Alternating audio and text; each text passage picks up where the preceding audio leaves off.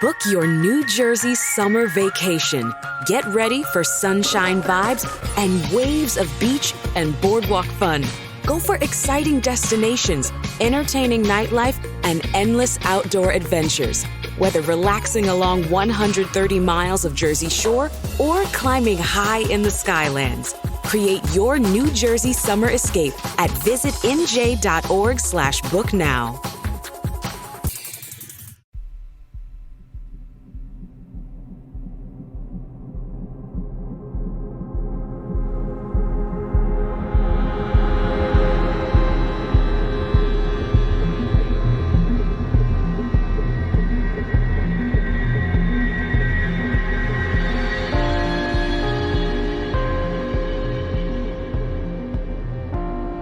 Hello and welcome to 15 Days of Festive Fear, day number 11. And I have 4 spooky stories for you today, and the final story comes from February the 11th, 2021. And story number 1 comes from Georgia.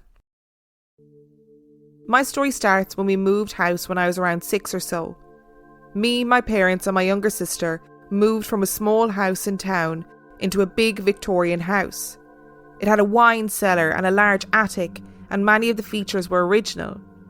There were tall ceilings, large fireplaces in most of the rooms, decorative tiles and creaky floorboards throughout the house.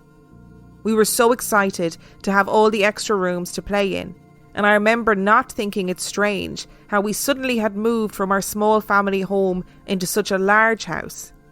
I suppose children don't consider or have an understanding of money or mortgages and such things. We were captivated those first few months.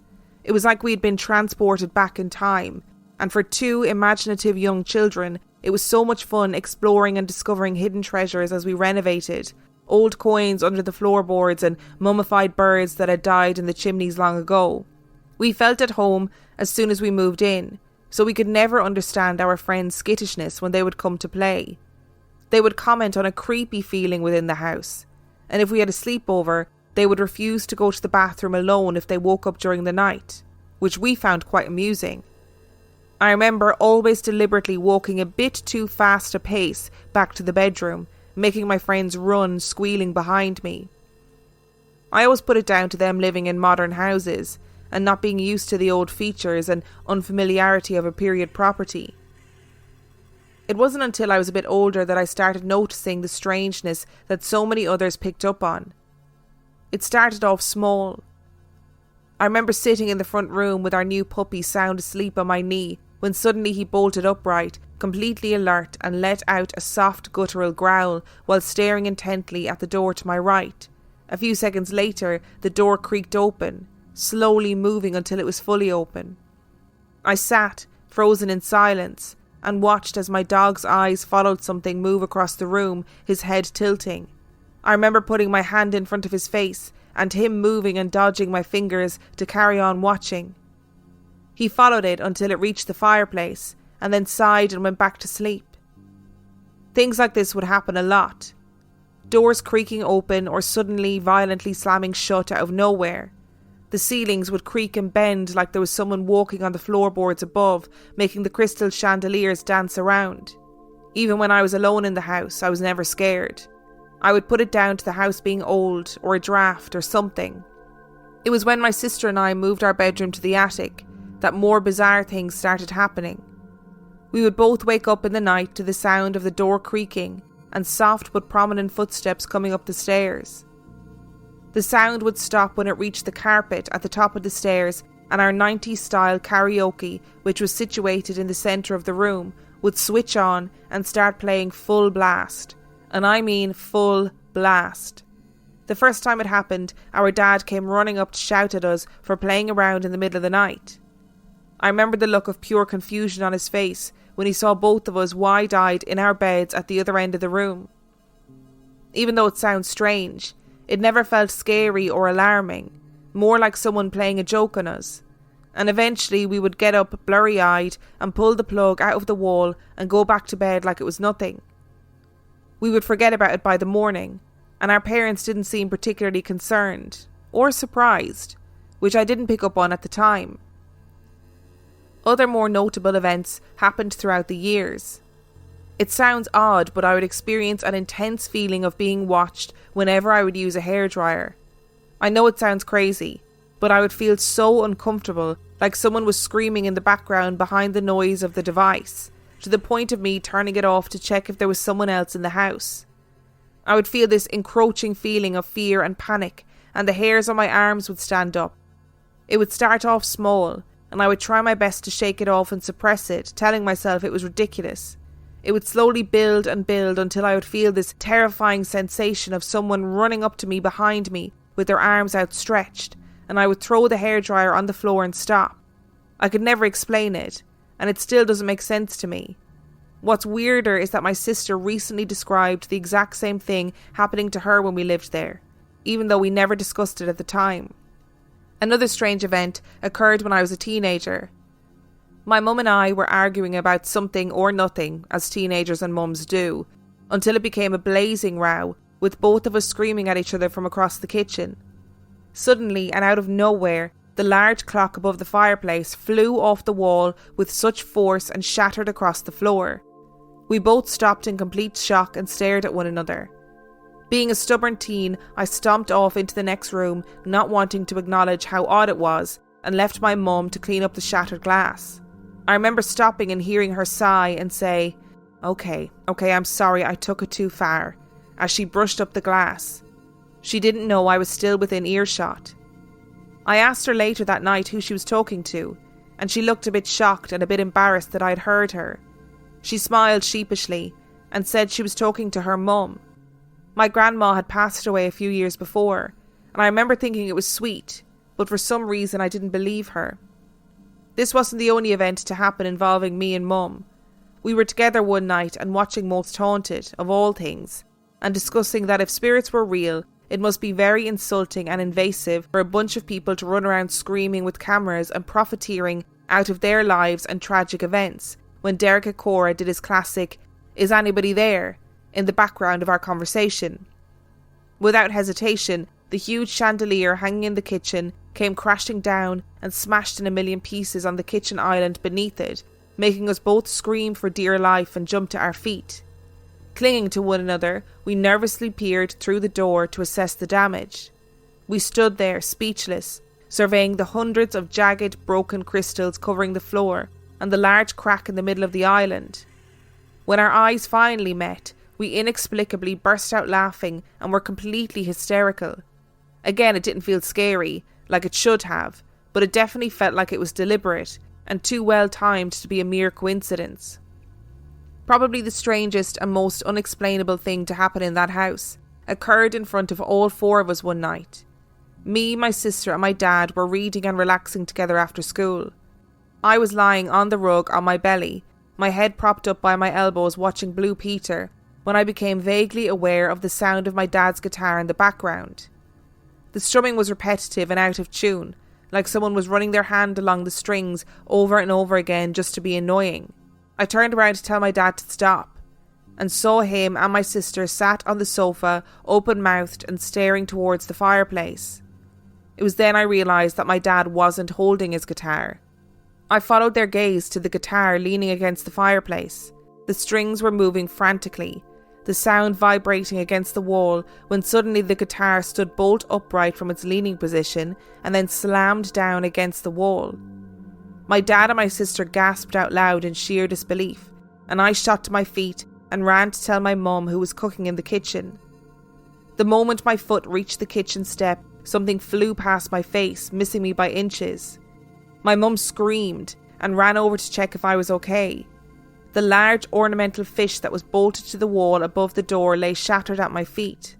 This thing was huge and weighed a ton, and was held in place by two large metal screws drilled into the wall.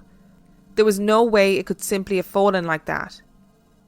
I think that was the first time we acknowledged as a family that there was some kind of presence within that house. Something that was always there, watching us and always interested in our dynamic. Like I say, it didn't feel bad or ominous, almost like someone or something that would react to our emotions or the energy we were emitting. Something mischievous and playful and that liked children, but at the same time melancholy and sad at times. It's hard to explain. I always thought it was the house itself. like it was a being within its own right and had its own peculiar and at times frightening energy. It was many years later, when we eventually left that house, that my parents divulged a secret that they had been keeping for all those years. The person living there before us had died in that house under very sad circumstances. Apparently they were lovely and kind and well liked, and it was a huge shock when they passed on. Suddenly it began to make sense. The way my parents could afford that big old house, the way they never seemed surprised when strange things happened, the way my mum used to speak to someone who wasn't there when they did. I remember feeling really cold and uneasy when they told us, but in all honesty, I wasn't shocked. They said they didn't know how to explain it to two little kids. They didn't want to frighten us or put ideas in our heads, and I understand why they felt like that. I've lived in several properties since, and I've never felt anything like that house. The energy was just so strange, so intense. You could feel it reverberating from the walls. It wasn't unpleasant, just unnerving at times. I have to admit, I'm glad to live in a house that just feels like a house now, not its own entity. I still don't know if I believe in ghosts or spirits, even after experiencing such strange, unexplainable events. But I definitely believe that energy and events can imprint somewhere, like an echo through the years, and if it's strong enough we can pick up on it at times, and encourage it almost, until it manifests in a physical way, whether it's a sound or a movement. I don't know. What I do know is, I will never forget that house and how it felt to live there. I often think of the person who lived there before us. I really hope they found peace, or at least amusement in the incidents that occurred in the time that we spent there. Look, I know that you said in that story that the spirit that lived there was lovely and well respected in the community and had died in the house, and I understand that's very sad. But I don't know if flinging a big ceramic fish at your head is the way to get attention. I'd feel pretty annoyed if that happened to me. I'd be thinking, hey, like that could have seriously injured me and I'm not impressed with it. And dragging down big chandeliers, all that jazz. I'd be very annoyed. I'd be like, I know you were nice when you were alive, but like, cut it out. Give it a rest. I can totally understand why your parents didn't tell you though. And I don't really think they would have had a need to tell you as children that somebody had died in the house. Like I wouldn't tell my children, do you know what I mean? I wouldn't be like, look, sit down kids, we need to talk about the fact that somebody died in this house and it was very tragic and unexpected and sleep well. It just seems that telling you guys that would have freaked you out unnecessarily and made you overthink things that maybe didn't need to be overthought. And actually, as you said, when you moved into the house, it was like a dream. You know, it was like you had loads of fun exploring and all that jazz. So it was probably the right thing to do not to tell you guys. Today's episode is sponsored by HelloFresh. Now, look, I know I've been doing fun, silly ads for HelloFresh at the moment, but I thought I needed to do at least one ad where you could really get an idea of what HelloFresh is all about. Did you know that March is National Nutrition Month and HelloFresh makes it easy to choose delicious dietitian approved meals? Simply look for the dietitian win tag on their menu choices for meals with under 700 calories and with 1/3 less sodium. And those aren't the only options, so you can choose quick cook, you can choose that your box is family friendly, carb smart, protein rich, vegetarian, pork free. There are so many different options to choose from. HelloFresh sends you seasonal recipes that come with ingredients already pre-proportioned, so all you have to do is cook and enjoy. And I've said it before and I'll say it again, I'm not a good cook. It's not something that comes naturally to me, but let me tell you, when I'm getting HelloFresh, I feel like I'm Gordon Ramsay, you know? I'm taking pictures of every meal and I'm sending it into the group chat. To be honest, HelloFresh is one of those things that I'm always going to recommend, whether I'm advertising for them or not. It's quick, it's easy, it's great for people who maybe aren't very good cooks like me. It's cost effective and it also saves on a ton of waste. So go to hellofresh.com/real life ghost stories 60 and use the code RealLifeGhostStories60 for 60% off plus free shipping. That's hellofresh.com/RealLifeGhostStories60 and use the code RealLifeGhostStories60 for 60% off plus free shipping. Today's episode is brought to you by ZocDoc. Hello. Do you like scary movies? Yeah, that's kind of my whole shtick. Do you like spending hours scrolling on TikTok and diagnosing yourself with various medical conditions as a result? You've been watching me. I am here to tell you something, so listen closely. ZocDoc is the only free app that lets you find and book doctors who are patient-reviewed, take your insurance, are available when you need them, and treat almost every condition under the sun. Okay, right. I'm confused. Is this not meant to be more murdery? More stabby? Yeah, I actually think I've gotten a bit of a bad rep, to be honest.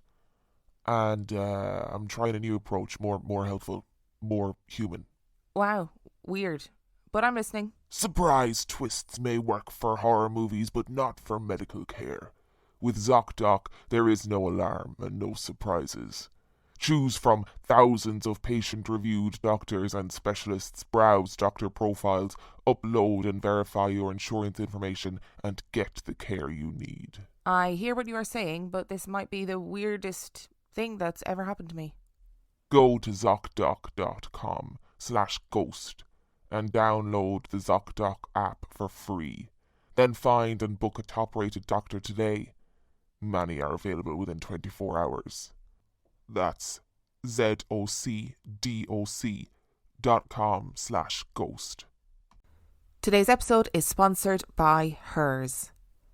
This time of year, all of the emphasis is always on organising your space. It's always on wellness. It's on spring cleaning. It's on fresh starts.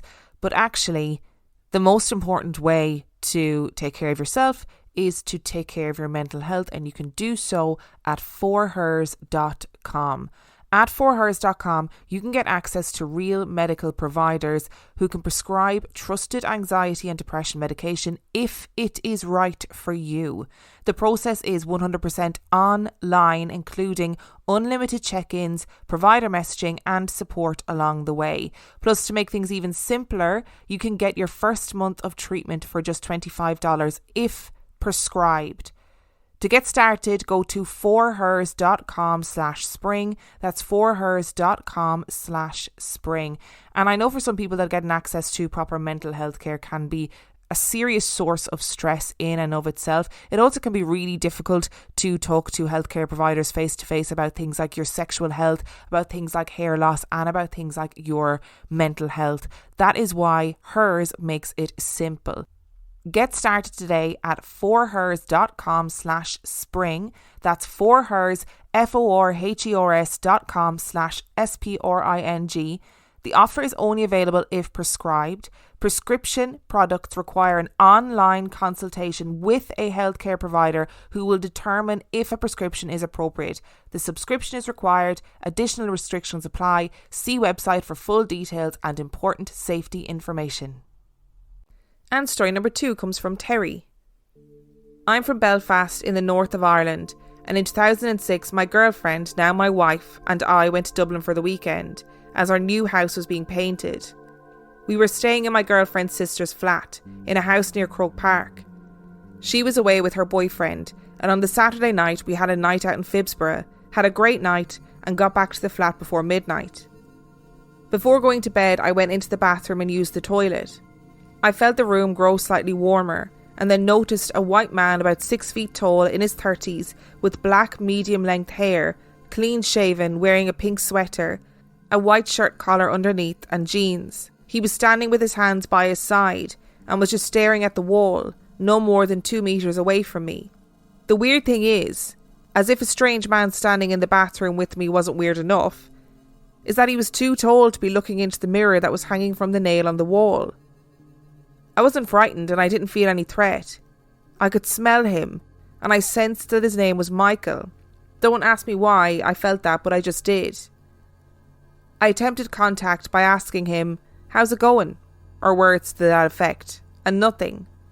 So I calmly turned, walked out of the bathroom and gently closed the door behind me, leaving the light on. I walked up the few stairs towards the room where we were sleeping, and when I turned, I could see Michael was still standing where I had left him, through the 2 panels of distorted glass in the pine door. When I went into the bedroom, I told my girlfriend what I had just seen in a very calm manner. She didn't believe me, so therefore did not go and see for herself. I went to sleep. I had a good sleep, and when I woke, my girlfriend asked about my mate. When I asked who, she mentioned the man I'd seen in the bathroom the previous night.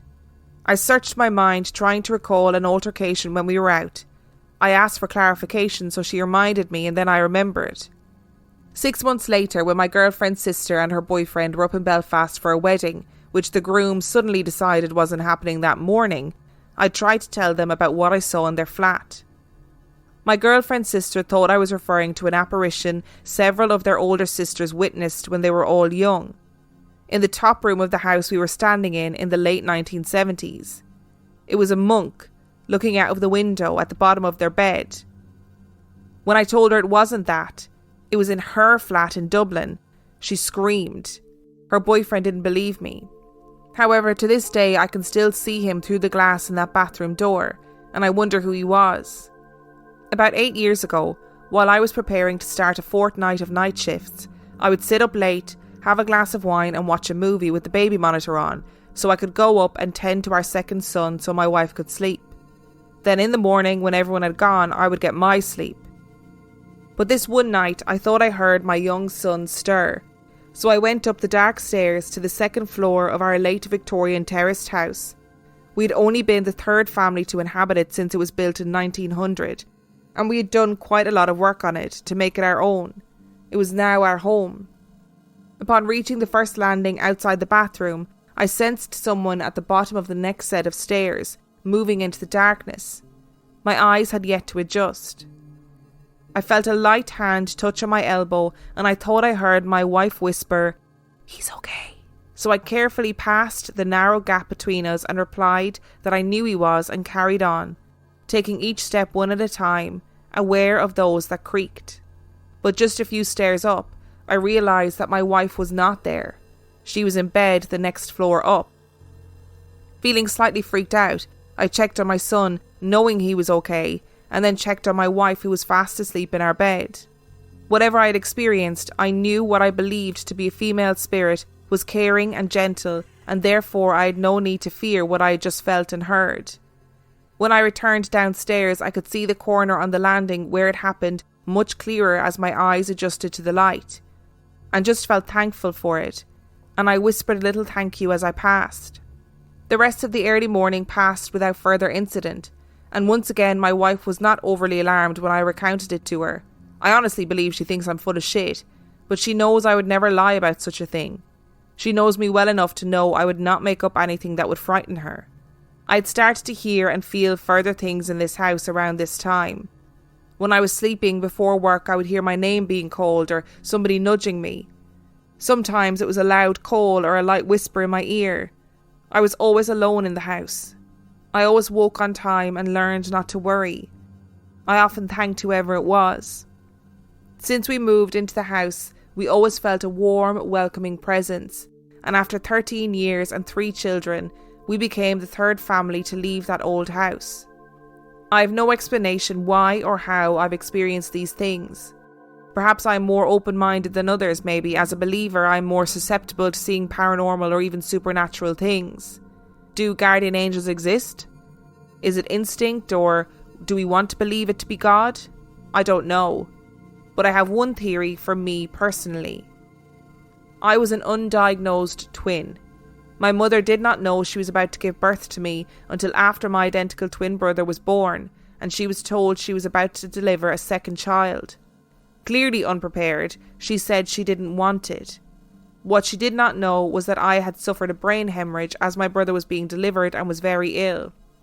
Once I was delivered and examined, the doctors and nurses realised that something was wrong and took me away to intensive care. I spent a long time there, and my mother was told that it was very probable that I might not survive. I believe I was given the last rites at least once. I spent a long time in hospital as an infant, and I've always suffered some pain, discomfort and restrictions in my life as a consequence. Has slight brain damage or a near-death experience enabled me to have such experiences? I don't know. But one time when I was around 10 or 11, I told my father and 2 older male cousins that I had experienced someone touching, someone brushing past me while alone in the locked bathroom or while I was in bed. They all exchanged a knowing look, and then one of my cousins asked my dad if I knew, and he shook his head. I have no idea what they were referring to, and to this day my father says he does not recall the incident and has no idea what I was talking about. Many moons ago, I used to live in Phibsborough, And I also lived in those houses near Crow Park too. So when I was reading that story, I was like, woohoo, I know those places. I've had many a good night out in Phibsborough too. And many a messy night out in Phibsborough. Very strange that you could still see that man after you had acknowledged him and said, how are you doing? And then went to go back to bed and you turned and you could still see him through the glass. Do you remember the bit in Sixth Sense where where obviously you realise that Cole is seeing all these people and he says there's a kid or a teenager that walks out of the bedroom or into his bedroom and says, hey, do you want to see where my dad kept the gun? That's what I was seeing in my head with that description of that person. We also love a polite ghost around here. A ghost looking after your baby and then you having the manners to say thank you to that same ghost. We love it. We love to see it. And story number 3 comes from Mimo. I've got some stories that up until this day I've never been able to explain. Stories that neither I nor my family can deny. My first nope with the paranormal began around 22 years ago when I was around 7. My family consisted of 2 brothers, my pregnant mother, and my stepdad who had just moved into a new home. The activities didn't start right away, but rather snowballed into an eventual avalanche of paranormal bullshit. Looking back, a thirst I would get every morning was the first sign that something was up. The first time it happened was only a few weeks after we moved in. My 7-year-old self got out of bed, opened my bedroom door, turned to head towards the kitchen when I was stopped in my tracks. Standing by the aquarium located at the start of the hall were 2 small yellow figures. Let me tell you, chain smoking a pack of cigarettes and shooting up a gallon of espresso couldn't make me turtle head harder than I did at that moment. The figures weren't a solid yellow. They were more of a fog or a haze. Thinking I just needed to clear my eye boogers, I shut my door to do so. I then cracked the door to see that they were still standing there, only this time I could see their little arms chasing the movement of the fish. I mustered up whatever courage could be expected from a child my age and fucking bolted to the kitchen.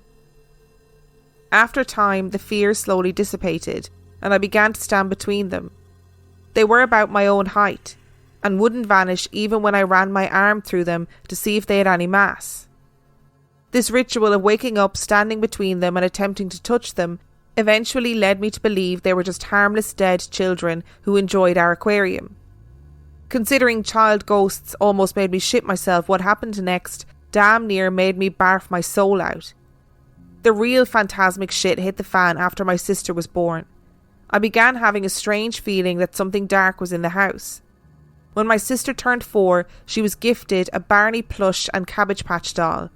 Unfortunately, both of the fuckers were the type that sang when you squeezed them. To make a long story short, my sister would chuck them in my closet because they would run around her room at night and sing mean songs. We brought it up to the adults, and instead of throwing them away, my grandparents who would visit from Mexico every year thought it would be a swell idea to add a wooden Pinocchio doll to the mix. The Pinocchio doll was specifically gifted to me. I just threw it on the pile in my closet.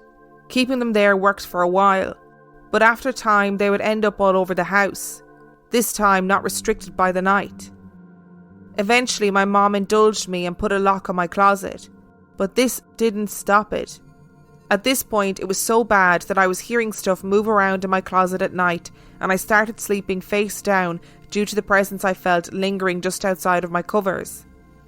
I chose to sleep face down due to the unshakable feeling that if I slept on my back, this entity would pull my soul out of my mouth. Around the same time the shuffling began, a guitar also located in my closet began to play. Perhaps in denial, my mom and stepdad told me it was probably just a mouse. Either that was one talented mouse, I've got a demon in my closet, or I'm batshit. I begged them to listen, but they didn't want to hear it. It was then that my mom had her first heart attack one night when she had gone to bed before my stepdad. She claimed that she woke up to see a figure standing beside her. Thinking it was my stepdad, she didn't fear it initially. It was only when the figure climbed on top of her and stuck its arms through her chest and literally squeezed her heart that was her recollection. This happened 3 other occasions in the time that we lived there. The next time the guitar played, they listened. Thankfully, my grandparents were visiting that time. When everyone huddled in my room and waited a few minutes in the dark, it began. The tune the entity played when trying to steal my soul was finally heard by all attending. From the dark, my grandmother calmly says, "There is pure evil in that closet." She and my grandfather fell into deep prayer. After what seemed like hours, my bedroom window shook violently. Once the shaking stopped, my grandmother said, "It's gone." However, it wasn't. The activity only stopped for a little while. Then the dolls started ending up all over the house again. My stepdad and I took all of those who moved, cut them up, and dumped them in the garbage bins a good distance away from our house. The next morning, the entire lot was on the front doorstep, all intact. We moved out that same week.